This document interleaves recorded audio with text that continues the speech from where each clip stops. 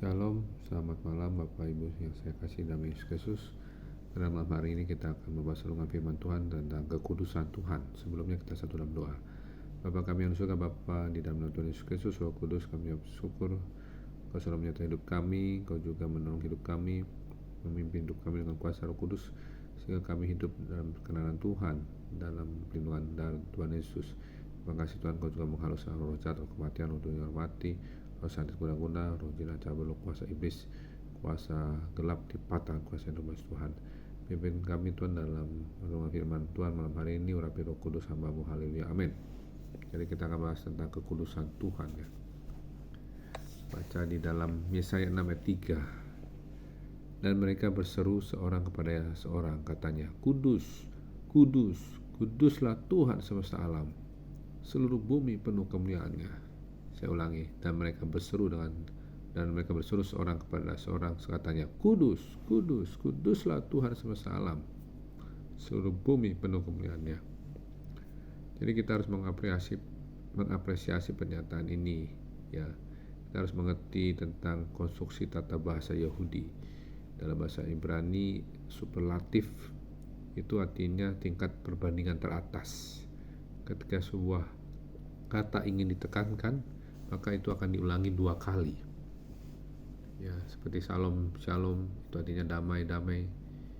Berarti damai yang sempurna. Ketika Yesus berkata dalam bahasa Inggris, truly, truly, I say to you, artinya adalah kebenaran yang absolut.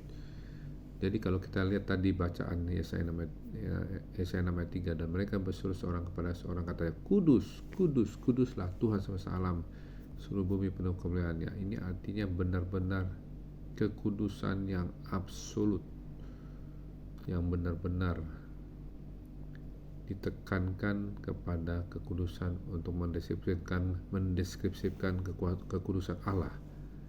Ya, jadi kekudusan ini bersifat harga mati. Ya, harga mati artinya absolut, luar biasa, supranatural. Ya, jadi dalam Alkitab Allah itu adil ya, Allah itu kasih dan setia ya. Dan di sini kalau ditekankan kudus, kudus, kudus, berarti kekudusan Allah itu sungguh amat sangat absolut, mutlak, komplit dan total. Oleh karena itu sebabnya Alkitab mengatakan bahwa tanpa kekudusan tidak seorang pun melihat Tuhan.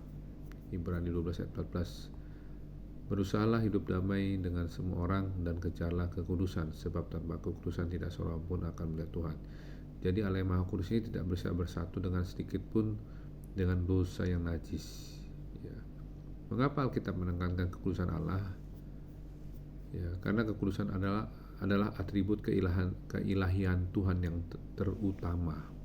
Dengan kata lain, kasih-Nya adalah kasih yang kudus, kesetiaannya adalah kesetiaan yang kudus, belas kasihan-Nya adalah belas kasihan yang kudus, anugerah-Nya adalah anugerah yang kudus, keagungan-Nya adalah keagungan yang kudus. Ya. Dan Dia terus menguduskan kita. Ya. Jadi segala sesuatu yang berkaitan dengan Allah adalah unik dalam kasih-Nya, unik dalam kuasa-Nya, unik dalam hikmat-Nya, unik dalam jalan-jalan-Nya. Tidak ada yang seperti Dia, itulah Allah kita. Ya, saya melihat Tuhan kudus, kudus, kudus, itulah yang saya laporkan. Dia menjelaskan dirinya dengan kompas Allah dengan benar.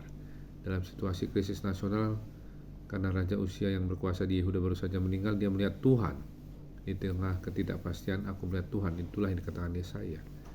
Kita harus kembali kepada tempat ini, tempat di mana kita bisa melihat Tuhan dan kehendak-Nya kembali. Apapun situasi, kondisi, dan lingkungan apapun kita berada, kita perlu visi yang segar dari Allah, sehingga kita benar-benar dikuatkan oleh Allah dan dimampukan untuk mencapai tujuan dan maksud Allah dalam kehidupan kita.